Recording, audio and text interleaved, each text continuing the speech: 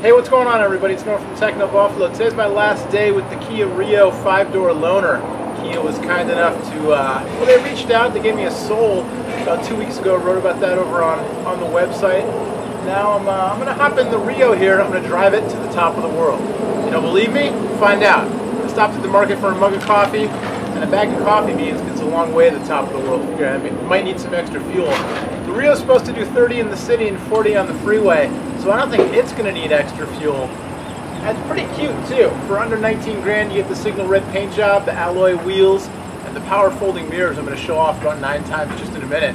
But is beauty more than skin deep? Well, let's hop in the Rio 5-door and find out.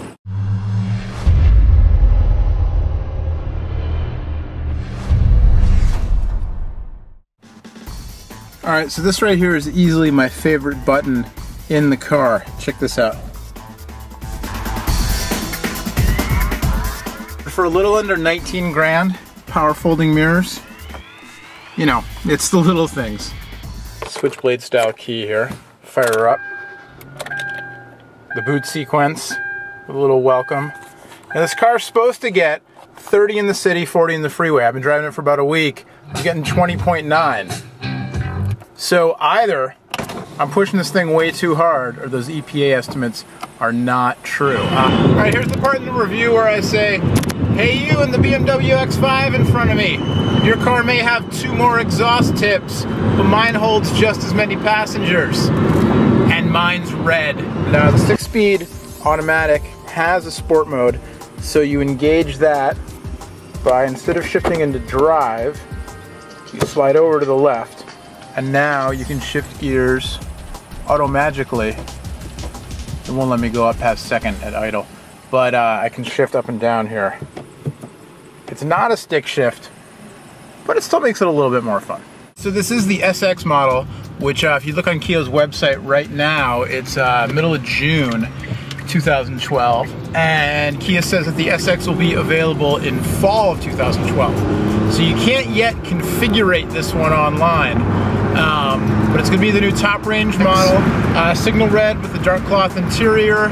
It's got the Microsoft UVO infotainment system with Sirius satellite radio, backup camera but no nav on this one, leather wrapped steering wheel, leather wrapped shift knob, power mirrors I showed you already, and the 1.6 liter inline 4, which red lines at about 6,500 RPM. The station wagon in front of me is making a left here, so I'm going to kick it up to about 130. No, I'm kidding.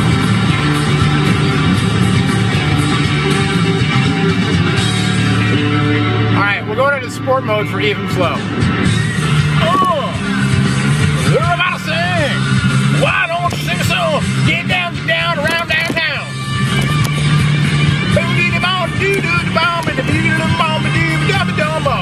Alright, so let's talk for a minute about the stereo system I was making fun of. This is the upgraded UVO, Microsoft UVO system. It's got, I don't know how small this actually is, this touchscreen, but it's got to be around 4 inches. Not too much bigger than the iPhone, which is 3.5. So we've got the Bluetooth, got Sirius, it's got a jukebox you can load in either via CD or, I know I lied, I was going to talk about Bluetooth, but you can load in either via CD or USB here. You can load songs into the jukebox, so basically you can rip files and save them in the internal hard drive. It comes with this funky connector for an iOS device, or it's got just the regular aux port there. I don't know why they just didn't do iPod to USB like everybody else, but the plastics on the dash and the doors are this textured plastic that, you know, it's still plastic, but it gives kind of a fake, you know, leather feel. And then the plastics along the side where the power window and power mirror controls are, and also on the dashboard where the radio controls are, those are kind of a soft touch plastic. My training reviewing smartphones has paid off here. I know the difference between basic plastic and nice soft touch plastic. And then you've got the redundant controls on the steering wheel as well. So volume up, volume down, tracker preset forward and back. You can switch modes on your stereo. You can mute the stereo.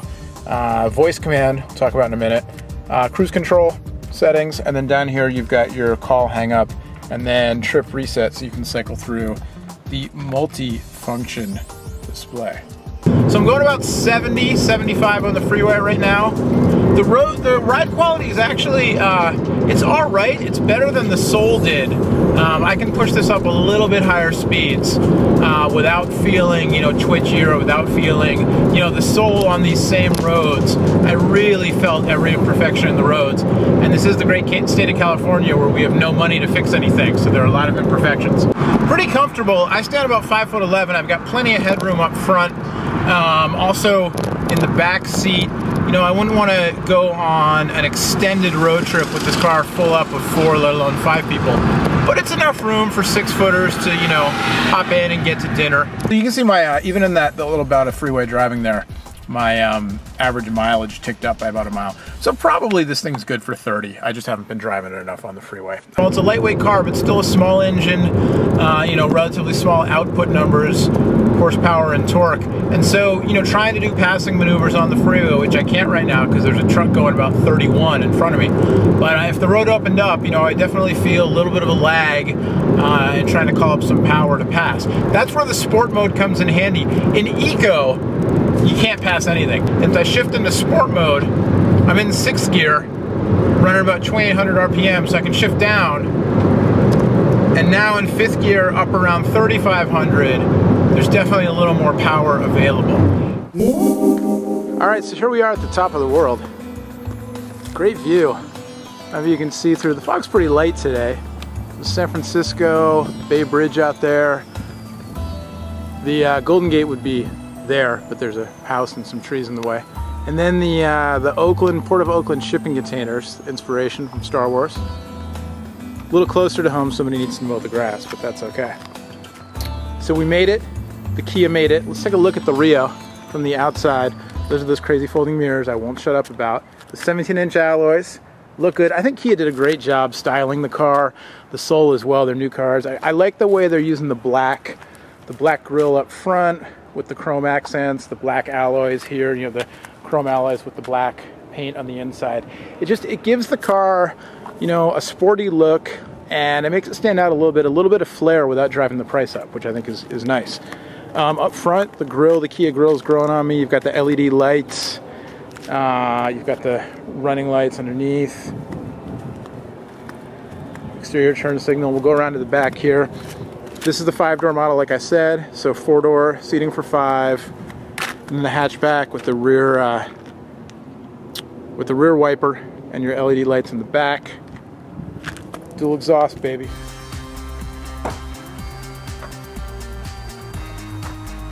All right, with the rear seats folded down, you can either go full fold or 60-40 split. You've got decent room back here. And you can even make it more room by getting rid of this cheap cargo tray. The one detraction though is that if you're looking to kidnap somebody and hide them in the trunk of your car, the Kia Rio 5-door SX is not the vehicle for you. Because there's a little panel here that's removable that will let you access and open the rear lift gate from inside the boot.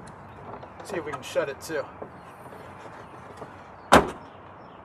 We're aux connected, we're Bluetooth connected, all that. Let's try to make a phone call. So first we'll go contacts, and I've got my contacts in there.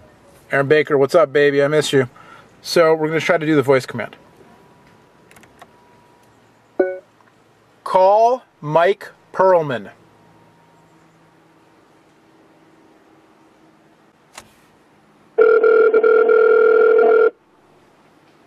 Hello. Hey, Mike, it's Noah. I'm at the top of the world. What's up? Hey, are you on top of the world like Puff Daddy? I took your advice, and I found a secure dashboard mount for my camera. So I just filmed about half an hour of me driving around singing along to Pearl Jam radio.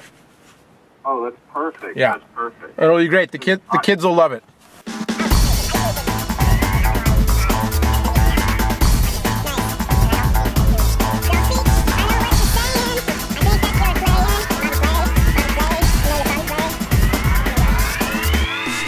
Is there anything you'd like to know about the Kia Rio?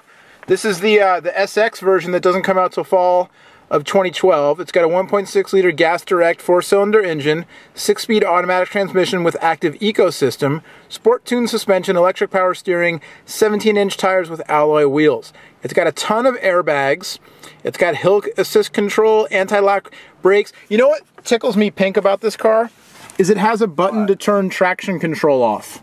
And you can turn traction control off while leaving eco mode on. Oh, wow. Yeah, so you can be green and dangerous. 100,000 mile limited powertrain warranty, 5 years, 60,000 mile roadside assistance, 5 years, 60,000 mile bumper to bumper warranty. I think it's supposed to say, but it doesn't say. My 100,000 mile powertrain. Yep, all the new Kias do. Wow, that's matches Chevy. And additional installed equipment, carpeted floor mats. Base price $17,700, floor mats $95, destination $750. So we're looking at $18,545. That's not bad. Is it comfortable? Now, whereas my Soul had the two-tone leather trim seats with the fancy stitching and everything, the Rio here a little more bare bones. I do have room to hold my coffee and my phone and my tape and my second camera down there on the floor, and those optional carpeted floor mats come in handy. But you know, the seats, cloth, nothing special. Talked about them while I was driving. They're okay, they're not my favorite. Back seat, you know, here's my seat, pushed back. Like I said, I'm about 5'11", so we've got a little bit of room, not a ton of leg room. If we move the camera gear out of the way here, don't step on the tripod, Noah. You know, I'm comfortable. I'm not, it's not too bad. If I sit leaning this way, I'm bumping my head up against the roof, which isn't so good because the roof line kind of curves up here. But if I sit kind of, you know, more normally, it's not the best, but it's all right. If I slouch a little, which is how I sit. I mean, when do I ever sit up straight? I'm slouching a little, not too bad. You don't have a center armrest or anything, so you're gonna get a little cozy. For 5 people, I would not recommend this car for too long of a trip. But look, you know, you do have little pouches here, so you can hold your iPad or your magazine to entertain you. Plastic seat backs. So again, you know, smart about the plastic seat back is where they can save some money, and then the nicer soft touch plastic on the areas you're actually going to touch. The door handle looks like chrome, but it's not. It's plastic. But you know, it looks good, and that's what you do when you make an $18,000 car. Really, the base model starts around 15, 14 something, is you find ways to make it look cool while cutting costs. Now, how about an entertainment system? What do you got pumping for speakers, and what do you got for... Yeah, I was just talking about that. The stereo thing on this car sucks. Oh, bummer. The head unit is pretty nice, but the sound is terrible. Oh, that's too bad. It's like if you spent $500 on a smartphone that could play music, and it came with 39-cent white earphones. Oh man, I'm trying to think of what smartphone you're referring to. Alas, I think our time at the top of the world here is come and gone. Got some inspiration from the view and the hot sun and our chat with Mike Perlman. Time to take this baby home, give her back to the folks from Kia's PR company. You know, all in all, I have to say the Rio let me down a little bit. I really dig the styling of this car. I'm a big fan of hatchbacks, small wagons and hatchbacks. I wish they hadn't gone out of favor in the US, but the SUVs came. People like to sit up high. But to me, the hatchback, it's so practical. Maybe I'm biased because I grew up in a family that just had like Volkswagen Rabbit after Volkswagen Rabbit. But I love that, you know, you can put 5 people and some luggage in here, or 4 people anyway, or you can fold the seats down. I can carry my drum set around in here, all the smartphones, you know. Probably every phone I've ever reviewed would fit in this car. Maybe, I don't know, I've reviewed a lot of them. But the performance of certain things just not so good. In particular, the sound quality of the stereo system. If you're gonna have all that connectivity and the hard drive jukebox and everything, at least make it sound decent. The fuel economy, you know, I think maybe if I drove this more and did some longer road trips, my economy would come up. But in my week of driving, I'm up to 21.8 now, nowhere near the 30, you know, 40 rating. But again, you know, I'm gonna chalk that up to just not having given it a proper test in terms of getting a good mileage bearing. But the ride quality is kind of hard. You know, those alloy wheels look great, but the ride quality is a little bit harsh. It handles better, rides a little smoother than the Soul did, but if you're in regular drive, let alone eco, a lot of times you're looking for power when you're trying to go up a hill, pass, or you know, merge onto the freeway, or you know, change lanes and pass at freeway speeds. You're definitely looking for a little bit of power. So as a low cost, practical car with a little bit of flair, definitely, you know, thumbs up. And you don't have to spend 19 grand. You can start somewhere in the 14s, I believe. But as a sporty hatchback with, you know, the bright red paint and the dual exhaust tips promise something, the car just doesn't quite deliver.